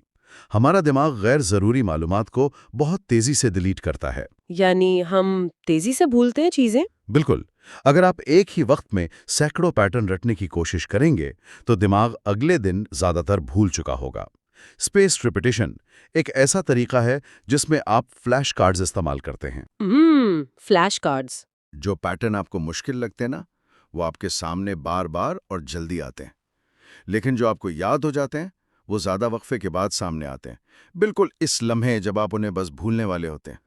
ارے واہ، یعنی دماغ کو ٹھیک اس وقت یاد دہانی کرائی جاتی ہے جب وہ کنیکشن کمزور پڑ رہا ہوتا ہے تاکہ وہ یادداشت کا مستقل حصہ بن جائے۔ بالکل درستی سے سمجھے آپ۔ اس تکنیک سے دماغ پر بوجھ نہیں پڑتا اور معلومات سیدھی شارٹ ٹرم میموری سے لانگ ٹرم میموری میں چلی جاتی ہیں۔ زبردست۔ 20 گھنٹے میں مصنف گو کا گرینڈ ماسٹر تو نہیں بنا، لیکن وہ اتنے پیٹرنز کو سمجھنے کے قابل ضرور ہو گیا کہ ایک معقول اور گہری سوجھ بوجھ والا کھیل کھیل سکے۔ یہ پیچیدہ ترین چیزوں کو کم وقت میں ہضم کرنے کا بہترین فارمولا ہے۔ تو ہم نے دماغی ساخت کو توڑنا اور پیچیدہ پیٹرنز کو یاد کرنا تو دیکھ لیا، لیکن زندگی صرف دماغی مشقوں کا نام تو نہیں۔ اب ہم ایک ایسے مرحلے پر آتے ہیں جہاں بات خالص تفریح، فن اور جسمانی ہم آہنگی کی تھی۔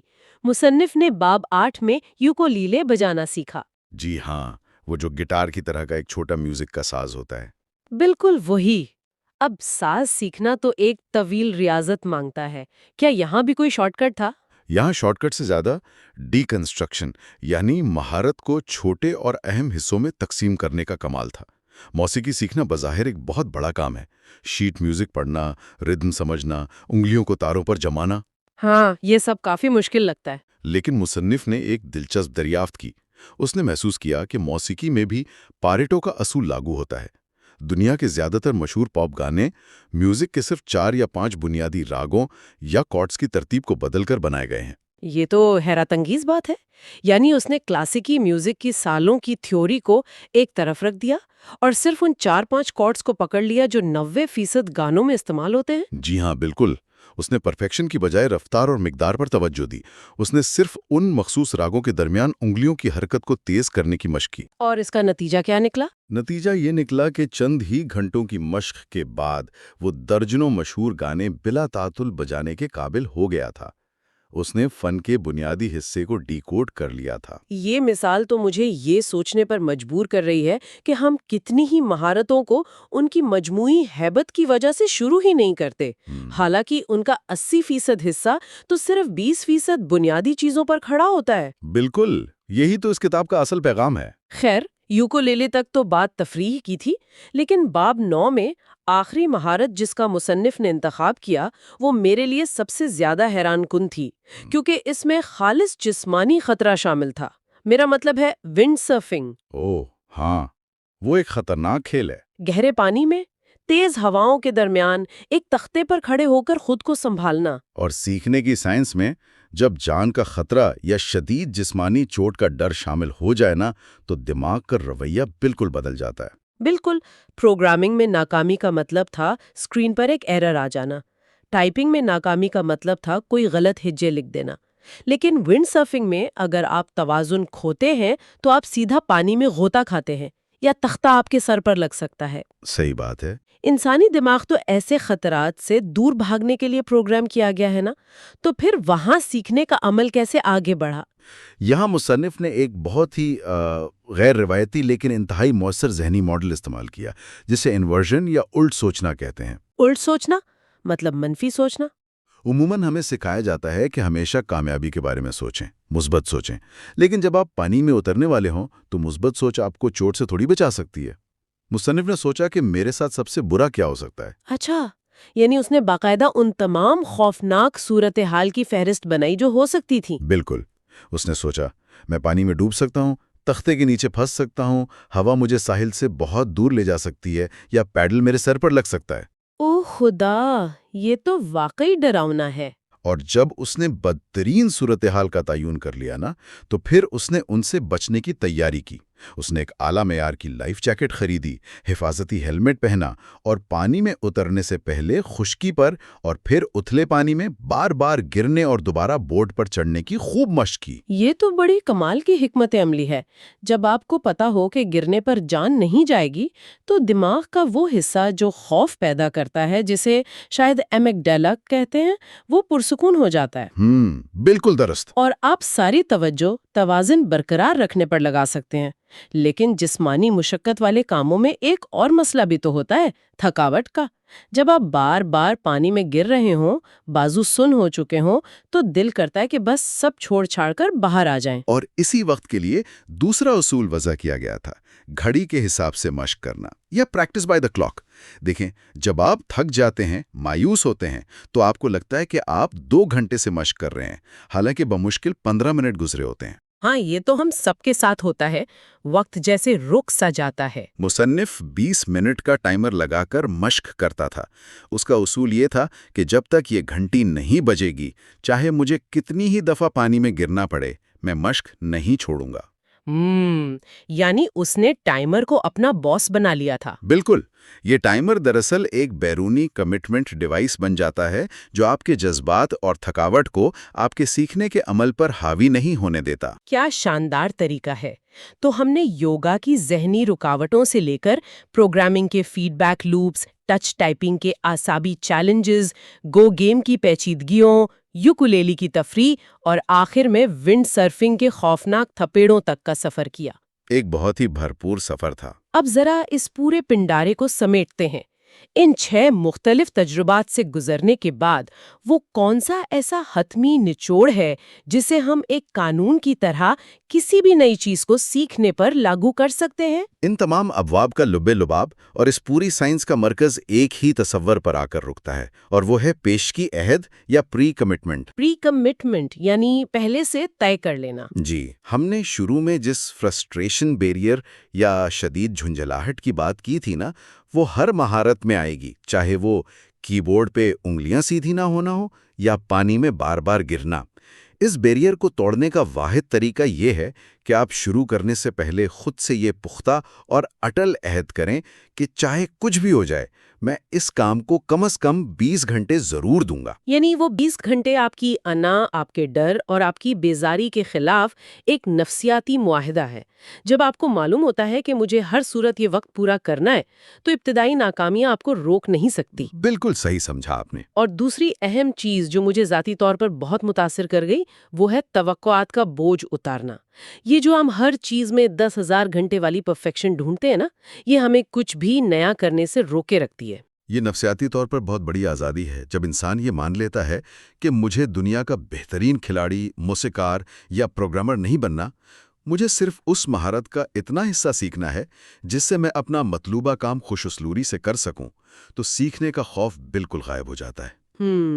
سفیشنسی یعنی کافی ہونے کو ہدف بنانا دراصل اس تیز رفتار سیکھنے کے عمل کی اصل چابی ہے۔ تو آج کی گفتگو کا واضح پیغام یہی ہے کہ اپنے ذہن سے اس مفروضے کو نکال پھینکیں کہ کسی نئی اور مشکل چیز کو سیکھنے کے لیے آپ کو اپنی زندگی روک دینی پڑے گی۔ بے شک۔ اب وقت آ گیا ہے کہ آپ اپنی اس فہرست پر نظر دوڑائیں جو سالوں سے زیر التوا ہے۔ آج ہی اپنی پسند کی کوئی ایک مہارت چنیں، اس کے حصوں کو ڈیکنسٹرکٹ کریں، اپنی رگڑ کو کم کریں اور اپنے 20 گھنٹے کی گھڑی شروع کر دیں۔ میرا بھی یہی ماننا ہے کہ اگر ایک مصروف باپ اور کاروباری شخص اپنی افراتفری والی زندگی میں 6 مشکل مہارتیں سیکھ سکتا ہے، تو انسان کا دماغ ہماری سوچ سے کہیں زیادہ لچکدار اور طاقتور ہے۔ سائنسی عمل ہے۔ بالکل۔ لیکن جانے سے پہلے میں چاہتی ہوں کہ سننے والے ایک بہت گہرے سوال پر ضرور غور کریں۔ اگر انسان کا دماغ واقعی اس قدر طاقتور ہے کہ وہ کسی بھی نئی، انجان اور پیچیدہ چیز کے بنیادی اصولوں کو ڈیکوڈ کر کے صرف 20 گھنٹے کی منظم مشق سے قابل قبول حد تک سیکھ سکتا ہے، تو ذرا سوچئے ہمارے روایتی تعلیمی نظام کا کیا جواز رہ جاتا ہے؟ یہ ایک بہت اہم سوال ہے۔ وہ اسکول اور کالج جو بنیادی چیزیں سکھانے، ایک زبان سکھانے یا ایک ہنر سکھانے میں سالوں اور دہائیاں لگا دیتے ہیں، کیا ان کا سکھانے کا وہ روایتی اور سست طریقہ کار انسانی دماغ کے قدرتی تیز رفتار اور حقیقی سیکھنے کے عمل کے بالکل برعکس کام کر رہا ہے؟ کیا ہم دہائیوں سے استاذہ اور اداروں کی پیدا کردہ مصنوعی رگڑ کا شکار ہے؟ ذرا سوچئے گا ضرور۔ اس تفصیلی جائزے میں ہمارے ساتھ اس سفر پر چلنے کا بہت شکریہ۔ کمنٹس میں اپنے پسندیدہ پروجیکٹ کے بارے میں ضرور بتائیں۔ اگلے جائزے تک کے لیے اپنی گھڑیوں کو چلتا رکھیے۔